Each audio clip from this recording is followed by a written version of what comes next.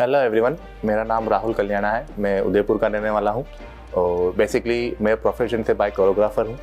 और मेरा स्टूडियो है जिसका नाम लीन मशीन फिटनेस स्टूडियो, जो सेक्टर 6 में मैं 3 सालों से रनिंग कर रहा हूँ वहाँ पे। बेसिकली सब मेरा जो डांस का जो मेरा इंटरेस्ट था, या अगर मैं जिस बारे में आपको बताना चाह रहा हूँ या जो गाइड करना चाह रहा हूँ, जो हम लोग बिगनर्स होते हैं जो डांसर से कोरियोग्राफर पे मूव ऑन करना चाहते हैं, लाइक अपने डांस की स्टेप्स को यानी अपनी एक लेवल को अप करना चाहते हैं, जो डांसर्स हैं जो उनको कोरियोग्राफर बनने के लिए क्या क्या चीज़ें करनी पड़ती हैं या क्या हम लोग कर सकते हैं, या वो डायरेक्शन उनको नहीं मिल पा रहा है कि अपन कैसे इसको आगे अपने इस करियर में इस फील्ड में अपना करियर बनाएं। मैंने कैसे शुरुआत करी थी, पहले मैं स्कूल्स में डांस करता था टीवी पे देख देख के। फिर मैं एक एकेडमी में ज्वाइन हुआ जहाँ पे मैंने 10-12 साल तक उस एकेडमी से डांस भी सीखा, प्लस वहीं पे मैंने एज अ डांस टीचर भी शुरू किया। तो धीरे धीरे मैंने पहले सीखना शुरू किया। सीखने के बाद मैं कुछ वीडियोस देखता था, कुछ यूट्यूब पे वीडियो देखता था, क्योंकि हमारे टाइम पे इंस्टाग्राम जो रील्स वगैरह नहीं होते थे, तो उस टाइम पे हम लोग यूट्यूब पे वीडियो देखते थे या जो हम लोग शोज आते थे टीवी पे हम लोग उसको देख के सीखते थे। तो अभी के अगर मैं आज की जनरेशन के लिए बात करूं तो आपके पास बहुत सी प्लेटफॉर्म है जहां पे आप इंस्टाग्राम के थ्रू, यूट्यूब के थ्रू, या अगर मैं टिकटॉक के थ्रू, आपके पास बहुत सारे प्लेटफॉर्म्स है जहां पे आप अपनी डांस स्टाइल्स को अपग्रेड भी कर सकते हो, प्लस उसमें करियर कैसे आपको देना है तो अपन उस पर वर्क भी कर सकते हैं, प्लस उससे अर्न भी कर सकते हैं। क्योंकि मोस्ट ऑफली उदयपुर में अगर मैं बात करूँ या इंडियन कल्चर की मैं बात करूँ या राजस्थान कल्चर की बात करूँ तो यहाँ पे डांस को इतना मोटिवेट नहीं करते थे। तो धीरे धीरे अब वो कल्चर चेंज हो रहा है। जब हम लोगों ने स्टार्ट किया था तो हमारे फैमिली वाले इसके बहुत अगेंस्ट है कि आप लोग डांस करोगे, करियर नहीं है, पढ़ाई करो या कोई जॉब करो। बट यहाँ पे अब ऐसा नहीं है। आज के पेरेंट अगर आप देखेंगे तो हर स्कूल्स में एक डांस टीचर वर्क कर रहा है, हर गली गली में आप देखोगे तो बहुत सारी अकेडमीज आपको वर्क कर रही हैं, और प्लस बहुत से ऐसे प्लेटफॉर्म मिल रहे हैं जहाँ पे अपने बच्चों को आप प्रेजेंट करके उनके इस करियर में या इस फील्ड में अपना करियर भी बना सकते हो। तो अगर मैं बात करूँ आपको, अगर आप लोग डांसर्स हैं या चाहे आप वो बैकग्राउंड डांसर्स हों या किसी क्लासेस पे अगर आप डांस सिखा रहे हो जैसे डांस टीचर, या किसी स्कूल में सिखा रहे हो, तो डांस टीचर से कोरियोग्राफर बनने में क्या आपको करना चाहिए वो चीज़ मैं आपको बताना चाहूँगा। सपोज अभी आप डांस टीचर हैं तो डांस टीचर के अंदर आपके पास एक प्लेटफॉर्म रहेगा जिसमें आप सिर्फ बच्चों को सिखा रहे हैं या बड़ों को सिखा रहे हैं, या टीनेजर्स को सिखा रहे होंगे या बच्चों को सिखा रहे होंगे। लेकिन अगर मैं कोरियोग्राफर की बात करूँ तो वो आप बच्चों को भी सिखाते हैं, वो टीनेजर्स को भी सिखाते हैं, वो कोई इवेंट भी कोरियोग्राफ करते हैं, या वो महिला संगीत में भी कहीं सिखाते होंगे। ठीक है, तो वहाँ पे अब आपको डांस टीचर से कोरियोग्राफर पे मूव ऑन करने के लिए क्या करना रहेगा। सबसे बेसिकली आप चाहो तो अपने जो आपकी स्टाइल्स है उसको थोड़ा सा अपग्रेड करो, but depend on the customer, depend on the आपके स्टूडेंट पे। अगर मैं बहुत अच्छा डांस कर रहा हूँ लेकिन मेरा बच्चा डांस नहीं कर पा रहा है तो मेरी कोरियोग्राफी या मेरा डांस सब खत्म हो जाएगा, क्योंकि वही मुझे आगे रिप्रेजेंट करेगा।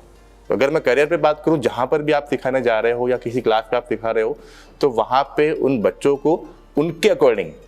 मैं कितना भी अच्छा डांस कर रहा हूं उससे कोई लेना देना नहीं है। मेरा बच्चा कितना अच्छा डांस कर रहा है, क्योंकि मुझे रिप्रेजेंट कौन करेगा, मेरा स्टूडेंट, चाहे वो टीनेजर्स हो, चाहे वो छोटा बच्चा हो, या मैं किसी कॉर्पोरेट इवेंट में या वेडिंग इवेंट में सिखा रहा हूँ। तो बेसिकली आपको अपना हर एज वाइज आपको एक लिमिट सेट करनी रहेगी, या एक कोरियोग्राफी आपको सेट करनी पड़ेगी जहाँ पे उस लेवल पे मैं अलग अलग स्टाइल्स को अलग अलग लेवल पे मैं सिखा पाऊँ। और कोरियोग्राफर बनने के सर क्या होता है, एक होता है डांसर जो आपको अगर कोई स्टेप आपने वीडियो देखा एंड आपने वो का वही सिखा दिया। कोरियोग्राफर ऐसे नहीं करते हैं।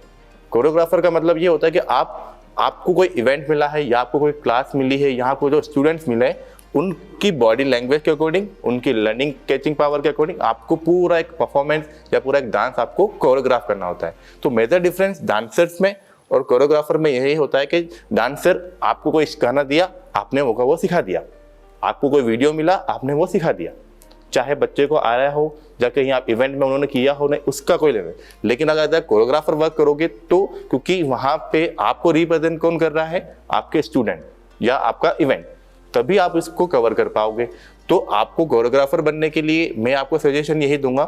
कि जब भी अगर आप कोई इवेंट आप कर रहे हैं तो उसमें थोड़ा सा एक्स्ट्रा एफर्ट डालिए उनके अकॉर्डिंग। यानी अपने सामने वाले जो अपने क्लाइंट्स हैं, सपोज मैं बात करूं, अगर हम लोग कोई संगीत में सिखा रहे हैं, संगीत में मोस्ट ऑफली सर फैमिली मेम्बर सब 40-45, अगर नॉर्मल मैं बात करूँ तो 30-35 जो नॉन डांसर्स होते हैं। अच्छे डांसर को तो कोई भी सिखा देगा, लेकिन जो नॉन डांसर्स हैं उनको आप कैसे सिखाओगे, तो उनके लिए आपको कोरियोग्राफ करना पड़ेगा उनकी लैंग्वेज के अकॉर्डिंग, यानी उनकी बॉडी लैंग्वेज के अकॉर्डिंग आपको कोरियोग्राफ करना पड़ेगा कि वो क्या मैं स्टेप उनको दूं ताकि वो उस स्टेप को सीख पाए या उस गाने पे परफॉर्म कर पाए। एंड जो गाना मैं सिखा रहा हूँ वो गाना जब वो परफॉर्म करें तो सामने वाले जो ऑडियंस है उनको ऐसा ना लगे कि यार ये नॉन डांसर्स है, उनको ये लगेगा यार उन्होंने काफ़ी मेहनत करी, जैसे डांसर पहले से डांस करते होंगे या कहीं पॉइंट पे सीख रहे होंगे। तो आप कोरियोग्राफर की मैं आपको यही बोलना चाहूँगा, जो बच्चे या जो स्टूडेंट्स अभी डांस टीचर कोरियोग्राफर पर मूव ऑन करना चाह रहे हैं, तो मेरा सजेशन यही है कि आप जब भी कोई इवेंट या कोरियोग्राफ करें थोड़ा सा उनको कल्चर को देखते हुए, कल्चर इन द सेंस आपके बच्चों को या आपके स्टूडेंट्स को, जहाँ पर मैं बात करूँ वो किस लेवल पे वो कैचिंग पावर, किस लेवल के उस पर वो स्टैंड कर रहे हैं कि जहाँ पर मैं सिखा पाऊँ। और कोरियोग्राफर सिर्फ यही नहीं करता है कि सिर्फ वो डांस सिखा रहा है, नो, वो अलग अलग चीज़ें को मॉडिफाइड करता है, हर बार नई नई चीज़ें करता है। सपोज अगर किसी को कॉर्पोरेट इवेंट मिला है तो वो कॉर्पोरेट इवेंट के अकॉर्डिंग ही उस इवेंट को कोरियोग्राफ करेगा, लेकिन किसी को संगीत मिला है तो वो संगीत के अकॉर्डिंग कोरियोग्राफ करेगा। लेकिन डांस टीचर ये नहीं करते। डांस टीचर अगर संगीत में सिखाया वही गाना आप कॉर्पोरेट इवेंट में सिखा रहे हो, या वही गाना आप स्कूल में सिखा रहे हो, यार वही गाना आप किसी, वो नहीं होता है। डांस टीचर से कोरियोग्राफर बनने के लिए आपको हर इवेंट के अकॉर्डिंग अलग अलग आपको मॉडिफाइड करना पड़ेगा अपने आप को, अपने आप के आपके स्टेप्स को या आपकी परफॉर्मेंस को, वो आपको एक मॉडिफाई करके इवेंट के अकॉर्डिंग कोरियोग्राफ करना पड़ेगा, जिसके थ्रू आप इसमें अर्निंग भी कर सकते हो, इसके थ्रू आप अपना करियर को ग्रोथ कर सकते हो। तभी जैसे जैसे आपको इवेंट्स मिलते रहेंगे आपका करियर ऑटोमेटिकली अप होता रहेगा, आप अर्निंग भी अच्छे से कर पाओगे। तो मेरा सजेशन सब बच्चों को यही है जो डांस से कोरियोग्राफर पे जाना चाह रहे हैं, तो हर बार कुछ नया ट्राई करें। जितना बार आप नया ट्राई करेंगे, हो सकता है कि कहीं पे वो सक्सेसफुल ना हो, लेकिन जब भी आप कुछ गलत अगर सक्सेसफुल नहीं भी हुए तो उनसे जो मिस्टेक आपने वहाँ पे करी है या जो चीज़ें आपने गलत करी है उसको कैच करते हुए, उसको अपग्रेड करते हुए नेक्स्ट इवेंट में आप उसको सुधारने की कोशिश करो। हमारा फील्ड ऐसा है कि हमें ये सिर्फ माउथ पब्लिसिटी के थ्रू हमें काम मिलता है, क्योंकि और पहले के टाइम जब था हम लोगों के टाइम पे तो इंस्टाग्राम रील नहीं थे, ये तो अभी 4-5-6 साल पहले ही आए। तो लोग कैसे वर्क करते थे, माउथ पब्लिसिटी, उस बंदे ने वहाँ पे अच्छा डांस दिखाया था उसको बुलाओ, या वहाँ पे मेरा अच्छा कॉपरेट में उन बहन अच्छा डांस किया था उनको बुलाओ। तो यहाँ पर भी आपकी माउथ पब्लिसिटी बहुत इंपॉर्टेंट रखती है, वर्क करती है, क्योंकि लोग देखते हैं तो हर बार पूछते हैं, बात तो करेंगे ना, कहीं इवेंट आपने सिखाया फिर आपको यहाँ पे किसने सिखाया था, उनको बुलाना यार, उनसे मिलना है या उनसे। तो आप जिससे जैसे इवेंट को या अपने मैं बात करूं आपकी कोरियोग्राफी को जितना जितना अपग्रेड करते रहोगे उससे आपका काम भी बढ़ेगा, आपका नॉलेज भी बढ़ेगा और हर बार चीज़ आप कुछ नया ट्राई करोगे। तो कोरियोग्राफर और डांसर में यही डिफरेंस है, कोरियोग्राफर हर बार नया कुछ ट्राई करने का कोशिश करता है, वो पुरानी चीज़ें नहीं बार बार रिपीट नहीं करता है। लेकिन डांसर्स की मैं बात करूं, अगर आप बार बार एक ही चीज़ को रिपीट करते रहोगे, चाहे वो डांस से रिलेटेड चाहे वो स्टेप से रिलेटेड आप बात करूं, तो एक टाइम ऐसा आ जाएगा जब आपके स्टूडेंट आपसे बोर हो जाएंगे कि सर यही गाना की स्टेप आपने किसी और में दे दी, वो गाने की स्टेप आपने किसी और गाने में दे दी। तो वहाँ पे जो आपके स्टूडेंट्स ना वो अपग्रेड भी नहीं हो पाएंगे, प्लस वो बोर हो जाएंगे। तो मैं आपको सजेशन यही दूंगा कि हर बार आप कुछ नया ट्राई कीजिए। हो सकता है फर्स्ट टाइम में सक्सेसफुल ना हो, लेकिन आप 2, 3, 4, 5 बार करोगे 100% सक्सेसफुल होगे। तो मेरा तो कहना यही है कि आप हर बार कुछ नया नया ट्राई करते रहिए और जितना चाहें उसको कोरियोग्राफर अगर आप कोरियोग्राफ आप कुछ भी कोरियोग्राफ कर सकते हो, लेकिन आपके इवेंट के अकॉर्डिंग। ऐसा नहीं मैं इवेंट कर रहा हूँ कॉर्पोरेट इवेंट और गाने लिए मैंने संगीत के अकॉर्डिंग, या मैं इवेंट कर रहा हूँ संगीत का और गाने लिए मैंने कॉर्पोरेट के अकॉर्डिंग, या इस तरीके से कुछ नहीं। आप अपना हर बार कुछ नया ट्राई कीजिए। और अब तो बहुत सारी चीज़ें आपको गूगल पे यूट्यूब पे भी मिल जाती हैं, वहाँ से आप आइडिया लेके, मैं ये नहीं बोलूँगा कि आप पूरा आइडिया लेके कॉपी पेस्ट करो, नहीं, मैं आपको बोलूँगा वहाँ से आप आइडिया लो, उसको मॉडिफाइड करो आपके इवेंट के अकॉर्डिंग, आपकी अपनी कैपेसिटी के अकॉर्डिंग और उसको रिप्रेजेंट करो। तो जब भी आप ऐसा कुछ नया ट्राई करते रहेंगे तो आपका काम इस करियर के अंदर या इस फील्ड के अंदर आपका काम ऑटोमेटिकली ग्रो करेगा और आप बहुत अच्छा आने वाले टाइम में 1 साल 2 साल 3 साल बाद आप बहुत अच्छी अर्निंग करना शुरू हो जाओगे।